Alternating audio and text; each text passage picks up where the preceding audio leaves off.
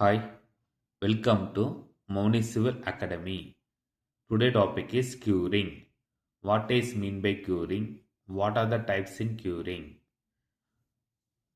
First இப்போ நம்ம பார்த்தீங்கன்னா பில்டிங்கில் புதுசாக நம்ம காங்க்ரீட் போட்டிருப்போம், ஸ்லாப் கேஸ்ட் பண்ணியிருப்போம், ஃபுட்டிங் காங்க்ரீட், காலம் concrete, next black work, plastering.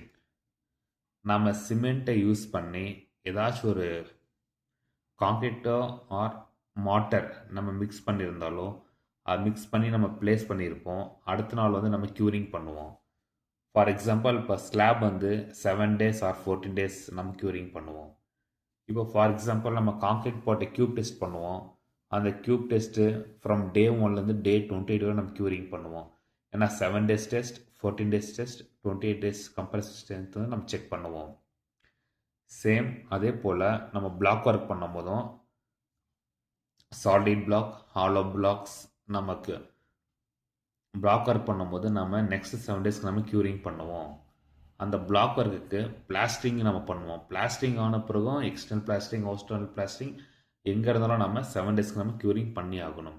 அப்படி க்யூரிங் பண்ணும் போது தான் அந்த வால் ஆர் காங்க்ரீட் அதோட ஸ்ட்ரென்த் வந்து அச்சீவ் ஆகும். அப்படி நம்ம க்யூரிங் பண்ணாமல் இருக்கும்போது அந்த காங்க்ரீட்டில் கிராக் வரும், வால்ஸில் கிராக் வரும். அந்த காங்க்ரீட் வந்து அந்த கம்ப்ரசிவ் ஸ்ட்ரென்த் அச்சீவ் ஆகாது. அந்த பிளாஸ்டிங் நம்ம பண்ணியிருப்போம், அந்த பிளாக் ஒர்க் பண்ணியிருப்போம், அங்கேயும் வந்து கிராக் எல்லாம் ஃபார்ம் ஆகும்.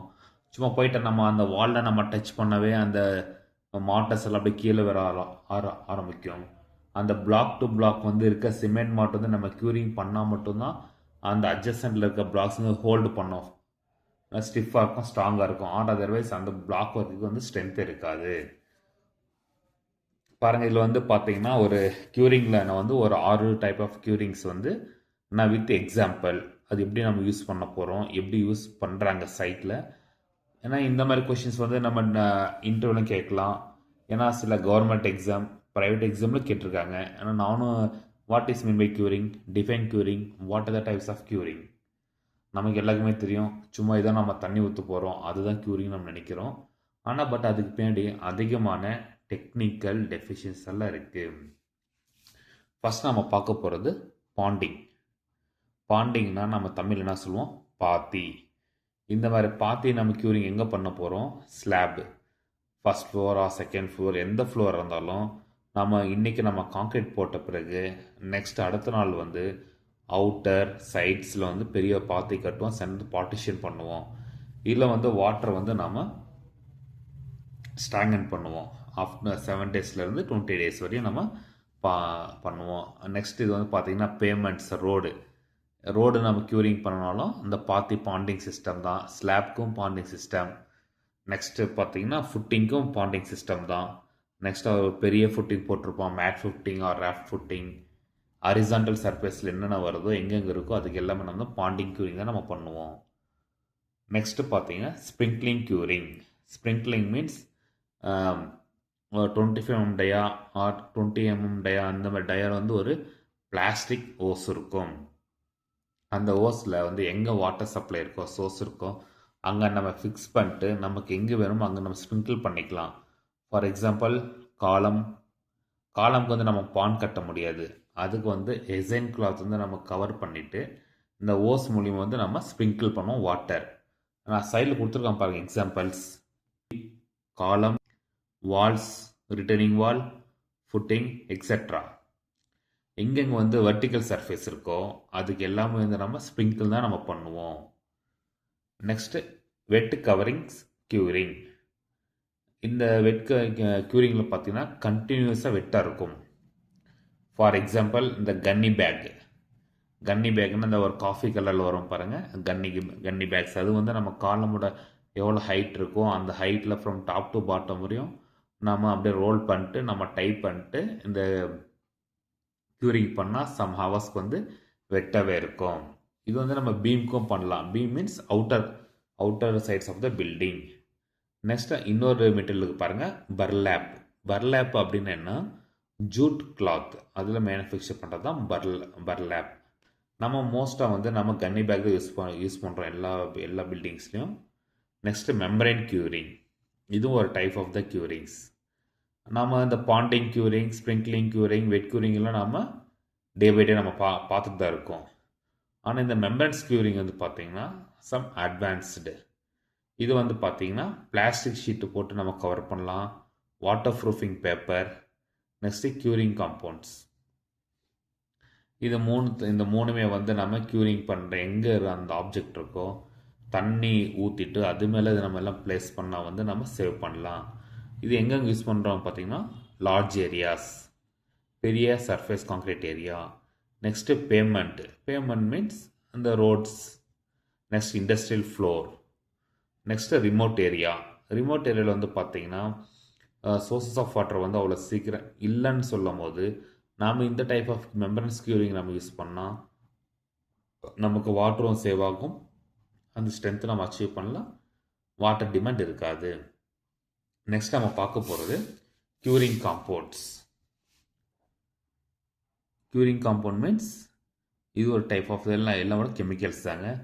Spraying liquid wax. நம்ம க்யூரிங் பண்ண பிறகு அதுக்கு மேலே வந்து இந்த லிக்விட் வேக்ஸ் வந்து ஸ்ப்ரே பண்ணிடுவாங்க, அதுலேருந்து எவாப்ரேட் ஆகாது. Next ACR YLSC acrylic, இது ஒரு type of compound. Next resin based chemical form tight seal over hard concrete. அந்த ஹார்ட் காங்க்ரீட்டுக்கு மேலே இந்த ரெசன் பேஸ்டு கெமிக்கல் வந்து டைட்டாக சீல் பண்ணிவிடுவாங்க. அது சீல் பண்ண பிறகு அந்த வாட்டர்ஸ் எல்லாம் வந்து எவாப்ரேட் ஆகாது. நெக்ஸ்ட் பார்த்தீங்கன்னா form work retention. For example இப்போ ஏதாச்சும் ஒரு ஃபுட்டிங் இருக்குது, அந்த ஃபுட்டிங் வந்து 4 சைட்ஸ் வந்து ஃபார்மர் பண்ணியிருப்பாங்க, அந்த ஃபார்மருக்கு வந்து நம்ம ரிமூவ் பண்ண மாட்டாங்க. ஏன்னா அந்த வாட்டரை அந்த தண்ணியை நம்ம அதில் போட்ட பிறகு அந்த 4 சைட்லேருந்து வெளியே எங்கேயுமே கீழே போகாது. அப்படியே நம்ம க்யூரிங் பண்ணலாம். ஃபுட்டிங்ஸ் ஆர் நம்ம ஸ்லாப் காங்க்ரீட் பண்ணியிருப்போம், அந்த ஸ்லாப் அவுட்டர் சைட்ஸ் வந்து அவுட்டர் பீம்ஸ் எல்லாம் இருக்கும், அங்கேயே இருக்க அந்த போர்டெல்லாம் வந்து ஃபார்முக்கு வந்து நம்ம ஓப்பன் பண்ணாமல் இருந்தால் இந்த மாதிரி தண்ணி வந்து அப்படியே நம்ம அங்கேயே நம்ம ஸ்டோர் பண்ணிக்கலாம். Form of retention. நெக்ஸ்ட்டு பார்த்தீங்கன்னா க்யூரிங் டைம். க்யூரிங் நம்ம வந்து 7 days பண்ண போகிறோமா இல்லை 14 days பண்ண போகிறோமா, அது எதை பொறுத்துன்னு பார்த்தீங்கன்னா depend upon time. Next concrete grade, M25, M30, M35, M40 or higher grades, நம்ம கிரேடு போடுறோமோ அந்த கிரேடுக்கு ஏற்ற மாதிரி நம்ம க்யூரிங் பண்ணணும். Next weather conditions in hot or cold ரீஜனில் எவ்வளோ தூரம் நம்ம எவ்வளோ டேஸ் நம்ம க்யூரிங் பண்ணலாம், ஆர் அதர்வைஸ் ஹாட் ஏரியாவில் வந்து எவ்வளோ டேஸ்க்கு வந்து நம்ம க்யூரிங் நம்ம எக்ஸ்டெண்ட் பண்ண முடியும். Next structure type, whether it is precast structure or RCC structures or large structures or small structures. அந்த ஸ்ட்ரக்சர்ஸ்க்கு ஏற்ற மாதிரி வந்து நாம் வந்து க்யூரிங் டைமை நம்ம ஃபிக்ஸ் பண்ணலாம். நெக்ஸ்ட்டு பார்த்தீங்கன்னா நார்மல் கன்ஸ்ட்ரக்ஷன் இஸ் 7 days. இதுவும் பார்த்தீங்கன்னா போர்ட்லேண்ட் சிமெண்ட் காங்க்ரீட்டுக்கு. நெக்ஸ்ட்டு நம்ம ஃபார் எக்ஸாம்பிள் இப்போது நாமளே ஒரு வீடு கட்டியிருப்போம், நாமளே க்யூரிங் பண்ண பிறகு தான் நம்ம ஒத்துப்போமா. ஆனால் பட் இதனால தான் எல்லா சைட்லேயும் வந்து க்யூரிங் பண்ண பிறகு ஃபோட்டோஸ் வந்து குரூப்பில் அப்டேட் பண்ண சொல்லுவாங்க. க்யூப் வந்து ரிஜிஸ்டர் நம்ம வந்து மெயின்டைன் பண்ணணும், மார்னிங், ஆஃப்டர்நூன், ஈவினிங். என்னுடைய சைட்டில் பார்த்தீங்கன்னா 3 நேரம் வந்து க்யூரிங் நாங்கள் பண்ணிட்டு தான் இருக்கோம்.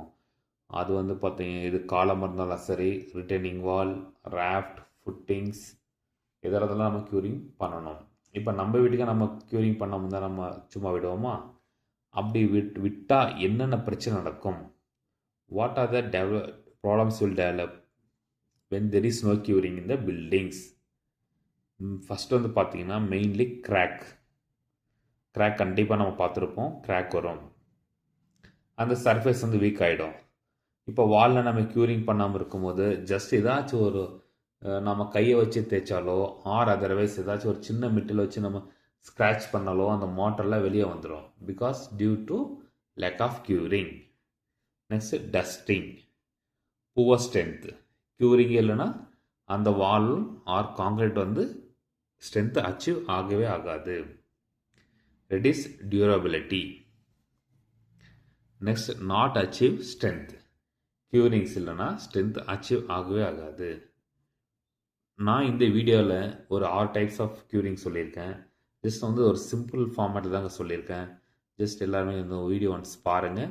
இதில் ஏதாச்சும் நான் ஒரு மிஸ்டேக்ஸ் இருந்தால் கமெண்ட்டில் பண்ணுங்கள். அது ஏன் மிஸ்டேக்னு சொல்லி நானும் ரெக்டிஃபிகேஷன் பண்ணிக்கிறேன். நெக்ஸ்ட் வீடியோக்கு நம்ம எல்லாருக்குமே கொஞ்சம் வந்து யூஸ்ஃபுல்லாக இருக்கும். தேங்க்ஸ் ஃபார் வாட்சிங் திஸ் வீடியோ.